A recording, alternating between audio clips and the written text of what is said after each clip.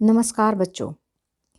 आज की इस वीडियो में हम करेंगे numerical question of national income and related aggregates, अर्थात लेसन जो 4 है उससे रिलेटेड जो संख्यात्मक प्रश्न है आज हम आपको वो करवाएंगे। और इससे आपका बहुत ज़्यादा फ़ायदा होने वाला है बच्चों। एक तो आपको संख्यात्मक क्वेश्चनों का ज्ञान होगा और साथ में जो भी राष्ट्रीय आय लेखांकन से संबंधित कंसेप्ट है वो सब क्लियर हो जाएंगे, क्योंकि जब हम आय विधि, व्यय विधि और उत्पाद विधि के बारे में चर्चा करते हैं तो उसमें ये सारे कंसेप्ट क्लियर हो जाएंगे। जैसा कि आप ये जो न्यूमेरिकल क्वेश्चन है इनमें आप देखोगे तो आपको काफ़ी हेल्प मिलेगी आय विधि, व्यय विधि या उत्पाद विधि को लिखने में। तो हमारा पहला क्वेश्चन इस प्रकार से है बच्चों, देखो, निम्नलिखित आंकड़ों के आधार पर बाजार कीमत पर निवल घरेलू उत्पाद ज्ञात करें। देखो बच्चों, जब हम सम करते हैं या इलस्ट्रेशन को हल करते हैं तो हमें सबसे पहले क्या देखना है कि हमसे पूछा क्या गया है। जो हमसे पूछा गया है हम उसको लिख लेंगे। देखिएगा, हमसे यहाँ पूछा गया निवल, निवल का मतलब होता है नेट, नेट घरेलू उत्पाद, डोमेस्टिक प्रोडक्ट, एनडीपी हमसे पूछा गया है, लेकिन बाजार कीमत पर एमपी पर हमसे पूछा गया है, वो चीज़ हमने यहाँ पर लिख ली है। हमारे सामने डाटा क्या दिए गए हैं, देखिएगा, निवल अप्रत्यक्ष कर, स्थायी पूंजी का उपभोग, कर्मचारियों का पारिश्रमिक, परिचालन अधिशेष, स्वरोजगार प्राप्त व्यक्तियों की मिश्रित आय। देखो, ये जो डाटा हैं बच्चों ये बता रहे हैं कि ये आय विधि के द्वारा हमने इसमें निवल घरेलू उत्पाद ज्ञात करना है। तो सबसे पहले हम लेंगे कर्मचारियों का पारिश्रमिक यानी कि तीसरे नंबर वाला, फिर परिचालन अधिशेष लेंगे और फिर स्वरोजगार प्राप्त व्यक्तियों की मिश्रित आय। इन तीनों को हम जोड़ेंगे तो हमारे पास एनडीपी आ जाएगा, एनडीपी आ जाएगा। लेकिन यहाँ हमसे पूछा बाजार कीमत पर बताओ। देखो बच्चों, जब हम आय विधि से निकालते हैं तो हमेशा वो कारक लागत पर निकलता है और शुद्ध निकलता है। अब हमसे पूछा है कि बाजार कीमत पर बताओ, तो हम निवल अप्रत्यक्ष कर इसमें जोड़ देंगे। तो क्या होगा, 3 जमा 4 जमा 5 माइनस में 1, और इस तरह से हमारा सम हो जाएगा। जैसा कि हमने नेक्स्ट पेज पर इसको सोल्व किया है तो आप देखेंगे बच्चों, बाजार कीमत पर निवल घरेलू उत्पाद, कर्मचारियों का पारिश्रमिक, जमा परिचालन अधिशेष, जमा स्वरोजगार प्राप्त व्यक्तियों की मिश्रित आय, जमा निवल अप्रत्यक्ष कर, क्योंकि बाजार कीमत पर पूछा है। और इस तरह से 2000 जमा 500 जमा 1500 जमा 100 बराबर है 4100 रुपये। एक चीज़ का और ध्यान आपने रखना है कि क्वेश्चन में जो रुपीज़ आपने लिखा है, आंसर में जो लिखा है, तो वही क्वेश्चन में होना चाहिए। आप यहाँ देखेंगे, यहाँ पर भी रुपीज़ है और यहाँ पर भी रुपीज़ है, इसलिए हमारा बिल्कुल ओके है आंसर। तो नेक्स्ट क्वेश्चन हमारा इस प्रकार से बच्चों, देखोगे, निम्नलिखित आंकड़ों के आधार पर निवल राष्ट्रीय आय की गणना करें। देखो पूछा क्या है, निवल यानी कि नेट, नेशनल, एनएनपी। राष्ट्रीय आय हमेशा एनएनपी जो एटएफसी है यही होती है राष्ट्रीय आय। अगर खाली राष्ट्रीय आय भी पूछी जाए तो वो भी शुद्ध होती है और फैक्टर कॉस्ट पर होती है। तो एनएनपी एटएफसी हमने निकालना है। अब हमारे पास आंकड़े कौन से ये हम देखेंगे। देखो बच्चों, सकल घरेलू उत्पाद हमारे पास दे रखी जीडीपी, जीडीपी हमारे पास दे रखी है। और मूल्यह्रास, क्योंकि हमसे पूछा निवल निकालो तो हम मूल्यह्रास घटा देंगे, जो दूसरे नंबर का है उसको घटा देंगे, तो हमारे पास नेट यानी कि शुद्ध घरेलू आय आ जाएगी। फिर है मध्यवर्ती वस्तु तथा कच्चा माल, इसका कोई रोल नहीं है क्योंकि हमारे पास घरेलू आय पहले ही दे रखी है। विदेशों से निवल कारक आय, ये हम इसमें जोड़ देंगे। दिखेगा, जीडीपी में से मूल्यह्रास घटाया तो निवल घरेलू आय आ गई, और इसमें विदेशों से निवल कारक आय जोड़ोगे तो राष्ट्रीय आय आ जाएगी। तो बच्चों इस प्रकार से जैसा कि हमने यहाँ पर सोल्व किया इसको, निवल राष्ट्रीय आय बराबर सकल घरेलू आय माइनस मूल्यह्रास, सकल से शुद्ध बनाने के लिए मूल्यह्रास घटाया और विदेशों से निवल कारक आय जमा कर दी क्योंकि हमने राष्ट्रीय आय चाहिए थी। तो इस तरह से हमारा 43,000 रुपीज़ आंसर आ गया, जो कि हमारा बिल्कुल ठीक है। नेक्स्ट क्वेश्चन है, निम्न आंकड़ों से कारक लागत पर निवल देशीय उत्पाद ज्ञात करें। देखो बच्चों, हमसे पूछा क्या है, निवल यानी कि net domestic product at factor cost, क्योंकि कारक लागत है ये हमसे पूछा है। हमारे पास दे क्या रखा अभी हम देखेंगे, बाजार भाव पर सकल देशी उत्पाद। हमारे पास है GDP एट MP। देखिएगा NDP एट FC पूछा है, GDP एट MP हमारे पास दे रखा है। और इसमें से हम क्या घटाएंगे, अगर हम घिसावट व्यय घटा देते हैं दूसरे नंबर का घिसावट व्यय, तो हमारे पास NDP एट MP आ जाएगा। और हमसे पूछा है NDP एट FC, और इसमें से अगर हम अप्रत्यक्ष कर घटा देंगे और आर्थिक सहायता जोड़ देंगे तो हमारे पास NDP एट FC आ जाएगा, यानी कि शुद्ध अप्रत्यक्ष कर हो जाएगा इन दोनों का अंतर, वो हम घटा देंगे तो हमारे पास FC आ जाएगा। तो प्यारे बच्चों, आप यहाँ पर देखेंगे हमने कैसे सोल्व किया है। कारक लागत पर निवल घरेलू उत्पाद, बाजार भाव पर सकल घरेलू उत्पाद माइनस घिसावट व्यय माइनस अप्रत्यक्ष कर जमा में आर्थिक सहायता। तो ये क्लियर हो गया। और इस प्रकार से हमारा जो आंसर आया है वो ₹540 यानी कि 540 रुपीज़ आंसर आया, जो कि बिल्कुल ठीक है। नेक्स्ट क्वेश्चन है, निम्नलिखित आंकड़ों के आधार पर राष्ट्रीय आय की गणना करें। देखो बच्चों, पूछा क्या है, राष्ट्रीय आय, और राष्ट्रीय आय का मतलब होता है NNP एट FC, ये है राष्ट्रीय आय। अब हमारे पास दे क्या रखा है, प्रयोज्य आय दे रखी है। प्रयोज्य आय यानी कि C+S होती है प्रयोज्य आय, यानी कि डिस्पोजेबल इनकम, खर्च करने योग्य आय, ये हमारे पास दे रखी, ये हमने ले ली। इसके बाद प्रयोज्य आय कब आती है, व्यक्तिगत आय में से व्यक्तिगत प्रत्यक्ष कर घटाने के बाद आती है, तो ये हम इसमें जोड़ लेंगे 5वें नंबर का, ठीक है। और जब व्यक्तिगत आय में हम क्या जोड़ते हैं, अवितरित लाभ और निगम कर, ये दूसरे नंबर का जोड़ेंगे, अवितरित लाभ भी जोड़ेंगे। ओके, तो ये व्यक्तिगत आय में हमने देखो प्रयोज्य आय जोड़ी, निगम कर जोड़ा, विदेशों से निवल कारक आय भी जोड़ेंगे। अब ये देखिएगा, विदेशों से निवल कारक आय, अवितरित लाभ, व्यक्तिगत प्रत्यक्ष कर और हस्तांतरण भुगतान। तो बच्चों यहाँ पर हम देखेंगे हमने किस प्रकार से इस सम को किया है, एक बार आगे हमने कर रखा, देखते हैं। राष्ट्रीय आय बराबर प्रयोज्य आय जमा निगम कर जमा अवितरित लाभ, व्यक्तिगत प्रत्यक्ष कर और हस्तांतरण भुगतान घटा देंगे। अब आप ये सोच रहे हैं कि भी हमने हस्तांतरण भुगतान क्यों घटाया। देखो बच्चों, जब हमारे पास प्रयोज्य आय है और जो कि निजी आय में से निकली है, तो हस्तांतरण भुगतान इसमें ऑलरेडी जो जुड़ चुके हैं यहाँ पर। अब आप देखेंगे, ध्यान से देखना कि पूछा क्या है हमसे, राष्ट्रीय आय की गणना करें, जबकि राष्ट्रीय आय में हस्तांतरण भुगतान नहीं जुड़ते हैं, जबकि प्रयोज्य आय में जुड़े हुए हैं। इसलिए यहाँ पर देखेंगे कि हस्तांतरण भुगतान को घटाया गया है। दूसरी बात क्या है कि यहाँ पर हमने देखा कि प्रयोज्य आय हमने ली, निगम कर जोड़ दिया, और विदेशों से निवल कारक आय भी इसमें पहले ही जुड़ी हुई है। प्रयोज्य आय में पहले ही विदेशों से निवल कारक आय जुड़ी, इसको नहीं जोड़ा, अवितरित लाभ जोड़ दिया, व्यक्तिगत प्रत्यक्ष कर और हस्तांतरण भुगतान को घटा दिया। जैसा कि हम देखेंगे, प्रयोज्य आय जमा निगम कर, अवितरित लाभ और व्यक्तिगत प्रत्यक्ष कर, ये 3 चीज़ जुड़ जाने पर ये हमारी राष्ट्रीय आय आ जाती है। और हस्तांतरण भुगतान राष्ट्रीय आय में कभी नहीं जोड़े जाते, इसलिए ये घटा दिए जाते हैं प्रयोज्य आय में से। ओके बच्चों, तो ये क्लियर हो गया कि और 10,000 करोड़ हमारा यहाँ पर आंसर आ जाएगा जब हम ये डाटा लिखेंगे। तो ये क्लियर है। नेक्स्ट क्वेश्चन है, निम्न आंकड़ों से कारक लागत पर निवल घरेलू उत्पाद ज्ञात करें। देखो आंकड़े दे रखे हैं और कारक लागत पर निवल घरेलू उत्पाद हमने ज्ञात करना है। देखिएगा, NDP एट FC हमने निकालना है।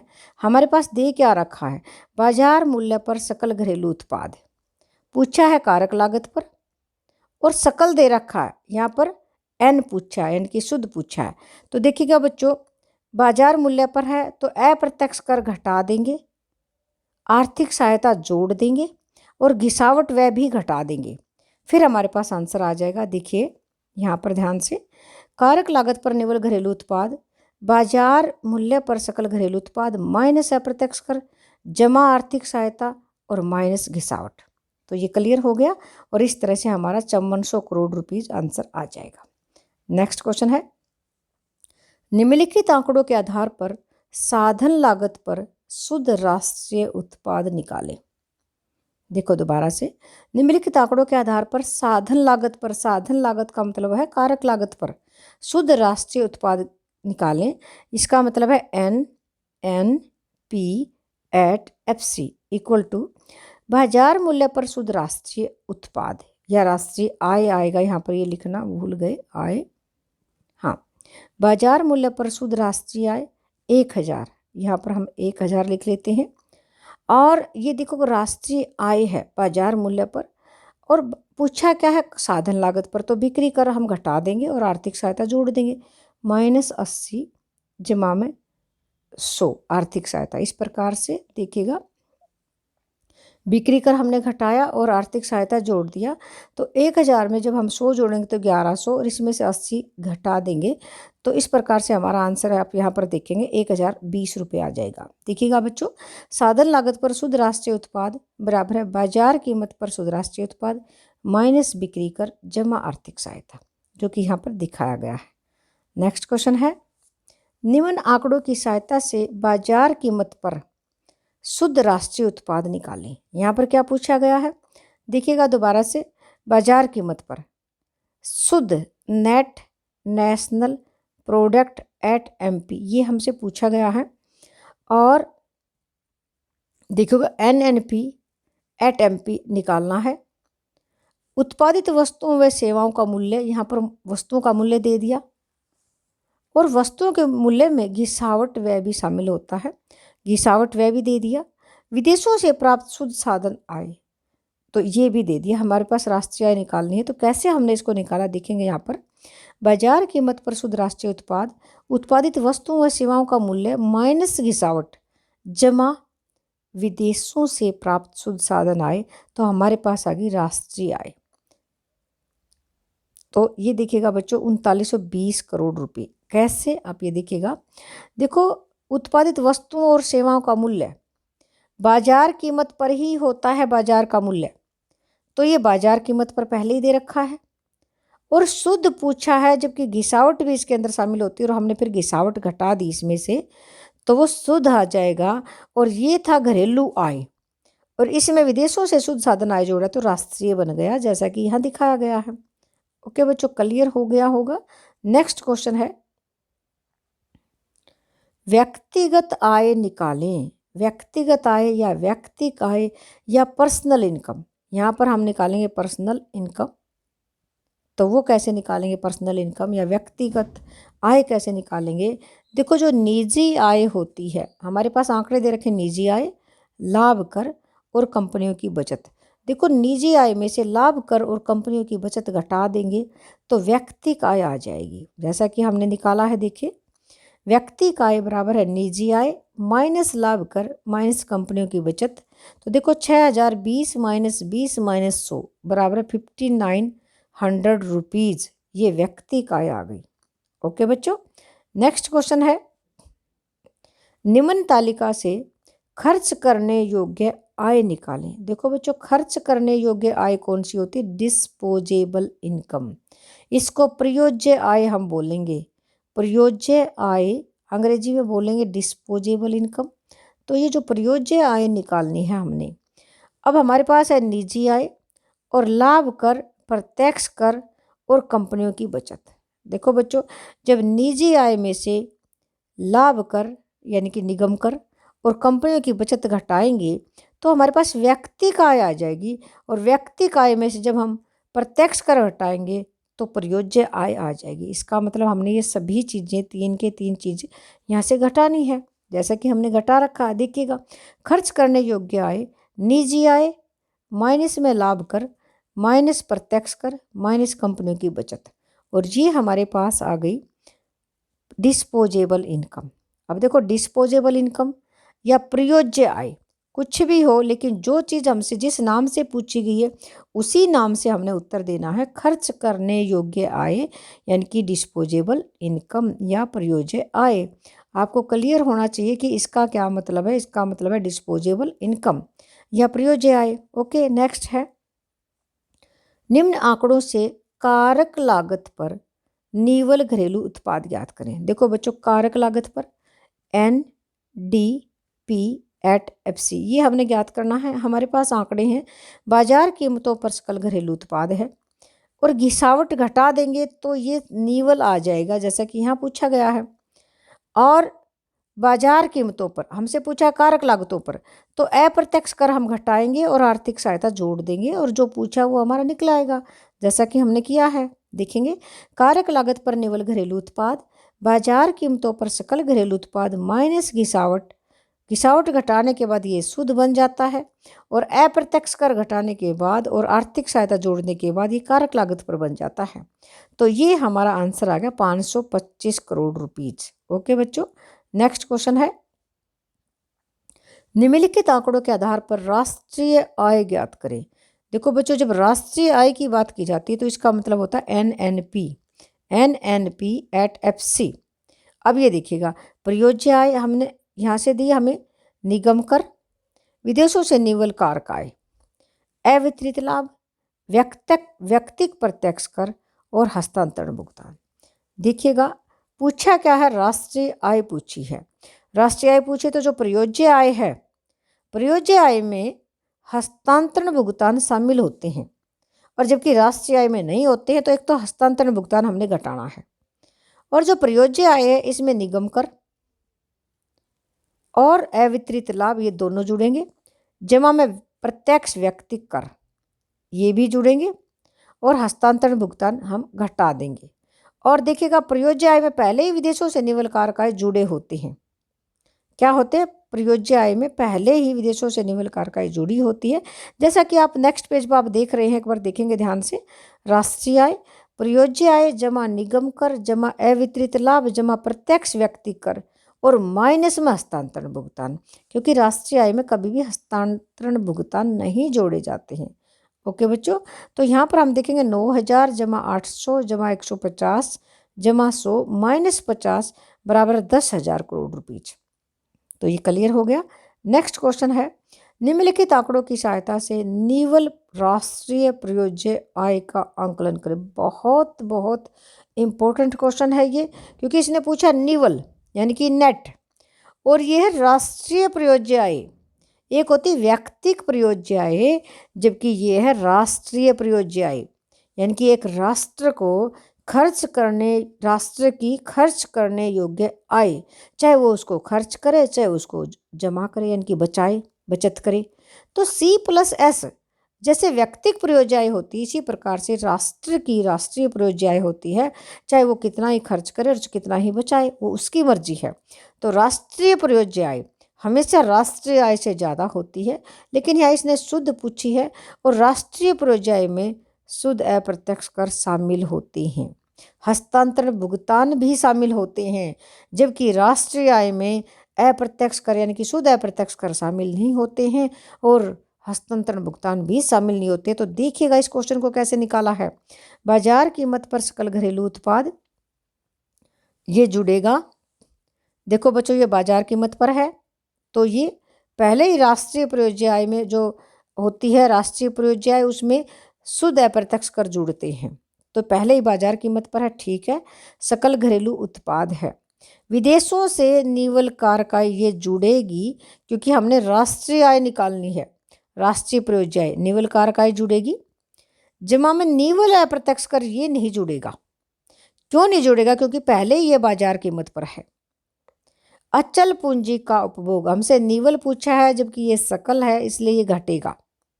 शेष विषयों से निवल चालू हस्तांतरण ये बिल्कुल जुड़ेंगे, क्योंकि राष्ट्रीय प्रयोज्य आय में जो हस्तांतरण भुगतान है वो भी जोड़े जाते हैं और शुद्ध अप्रत्यक्ष कर भी जोड़ा जाता है, लेकिन इसमें पहले से ही जुड़ा हुआ है। देखिए हम इसमें क्या क्या मदद लिए हैं। हमने क्वेश्चन किया, निवल राष्ट्रीय प्रयोज्य आय बाजार कीमत पर सकल घरेलू उत्पाद जमा विदेशों से निवल कारक आय माइनस अचल पूंजी का उपभोग जमा शेष विषयों से निवल चालू हस्तांतरण। तो इस प्रकार से हमारा सही आंसर आया 930 करोड़ रुपीज, जो कि बिल्कुल सही है। नेक्स्ट क्वेश्चन है, निम्नलिखित आंकड़ों से निवल राष्ट्रीय प्रयोज्य आय का आंकलन करें। ये क्वेश्चन भी सेम वैसा ही है, बस डेटा में फर्क है। तो देखेंगे निवल राष्ट्रीय प्रयोज्य आय बच्चों, एन डिस्पोजेबल इनकम NNDP निकालना हमने, और निवल राष्ट्रीय प्रयोज्य आय निकालना है तो देखिएगा क्या करेंगे, बाजार कीमत पर सकल घरेलू उत्पाद ये जुड़ेगा, विदेशों से निवल कारक आय क्योंकि राष्ट्रीय आय बना रही है तो ये भी जुड़ेगा, अचल पूंजी का उपभोग हम घटा देंगे क्योंकि हमसे निवल पूछा है तो माइनस कर देंगे तीसरा, शेष विषयों से निवल चालू हस्तांतरण ये बिल्कुल जुड़ेंगे। ये इसलिए जुड़ेंगे क्योंकि राष्ट्रीय प्रयोज्य आय में निवल हस्तांतरण भुगतान जो होते हैं ना, चाहे शेष विषयों से वो जुड़ते हैं। अब है निवल अप्रत्यक्ष कर, ये नहीं जुड़ेगा, इसका कोई रोल नहीं है। उसका कारण है क्योंकि पहले ही बाजार कीमत पर है। ओके बच्चों, तो नेक्स्ट इसका आंसर देखेंगे, निवल राष्ट्रीय प्रयोज्य आय बाजार कीमत पर सकल घरेलू उत्पाद, विदेशों से निवल कारक आय माइनस में अचल पूंजी का उपभोग जमा में शेष विषयों से निवल चालू हस्तांतरण। और इस प्रकार से हमारा आंसर आया 1350 करोड़ रुपये, जो कि बिल्कुल ठीक है। नेक्स्ट क्वेश्चन है, निम्न आंकड़ों के आधार पर साधन लागतों पर निवल घरेलू उत्पाद ज्ञात करें। देखो बच्चों, साधन लागत फैक्टर कॉस्ट निवल घरेलू उत्पाद ज्ञात करें, NDP@FC ज्ञात करें। हमारे पास दे क्या रखा है ये हमने देखना है, बाजार कीमत पर सकल घरेलू उत्पाद है, तो बाजार कीमत पर है और सकल है। हमसे पूछा NDP@FC, तो सबसे पहले तो एन बढ़ाने के लिए यानी कि शुद्ध बढ़ाने के लिए, नेट बढ़ाने के लिए सकल में से डेप्रिसिएशन घटेगा, दूसरे नंबर का घटाएंगे, पहले नंबर का जोड़ा, दूसरा घटाया। फिर क्या है कि इन्होंने बाजार कीमत पर सकल घरेलू उत्पाद दे रखा है, इन्होंने कारक लागत पर पूछा हमसे। देखो FC पर पूछा है तो अप्रत्यक्ष कर घटाएंगे और आर्थिक सहायता जोड़ देंगे, तो हो गया क्लियर। देखिएगा जैसा कि हमने लिखा है, साधन लागत पर निवल घरेलू उत्पाद, बाजार कीमतों पर सकल घरेलू उत्पाद माइनस गिरावट व माइनस अप्रत्यक्ष कर जमा आर्थिक सहायता। तो इस प्रकार से 1540 करोड़ 1540 खाली रुपीज हैं ये, जैसा कि पूछा गया था। आप यहाँ पर देखेंगे रुपीज हैं तो आंसर भी रुपीज में ही आएगा, तो ये सही है। नेक्स्ट क्वेश्चन है बच्चों, निम्नलिखित आंकड़ों की सहायता से व्यक्तिक आय ज्ञात कीजिए। व्यक्तिक आय, यहाँ हमसे पूछिए पर्सनल इनकम, पर्सनल इनकम ज्ञात करें। तो देखो बच्चों, पर्सनल इनकम कैसे ज्ञात की जाएगी, गृहस्थों द्वारा दिए गए प्रत्यक्ष कर, सरकारी प्रशासनिक विभागों की विविध प्राप्तियां, राष्ट्रीय ऋण पर ब्याज, निजी निगम क्षेत्र की बचत, निगम कर और निजी आय। देखो बहुत आसान है क्योंकि इसने पर्सनल व्यक्तिक आय पूछी है और निजी आय दे रखी है हमारे पास, तो हम छठे नंबर का हम जोड़ लेंगे और इस निजी आय में से अगर निगम कर घटा देंगे पाँचवें नंबर का और निजी निगमित क्षेत्र की बचत और चौथे नंबर का घटा देंगे, तो हमारे पास क्या आ जाएगी, व्यक्तिक आय आ जाएगी। जैसा कि हम अगले पेज पर देखेंगे, व्यक्तिक आय निजी आय माइनस में निजी निगम क्षेत्र की बचत माइनस में निगम कर, तो बिल्कुल ठीक है। और 196 माइनस में 1 माइनस में 3 यानी कि 192 करोड़ रुपीज हमारा बिल्कुल सही उत्तर है। तो डियर स्टूडेंट्स, ये थे हमारे 15 न्यूमेरिकल्स क्वेश्चन, और जो कि हमने आपके सामने सोल्व किए और आपको अच्छे से क्लियर किए हैं। मैं उम्मीद करूँगी कि आपको ये सभी सम्स अच्छे से समझ में आ गए होंगे, और फिर भी अगर कोई प्रॉब्लम है तो आप कमेंट्स बॉक्स में लिख सकते हैं, और जो इसकी PPT है यानी कि जो इसकी PDF है वो आपको डिस्क्रिप्शन में मिल जाएगी। ओके बच्चों, थैंक यू।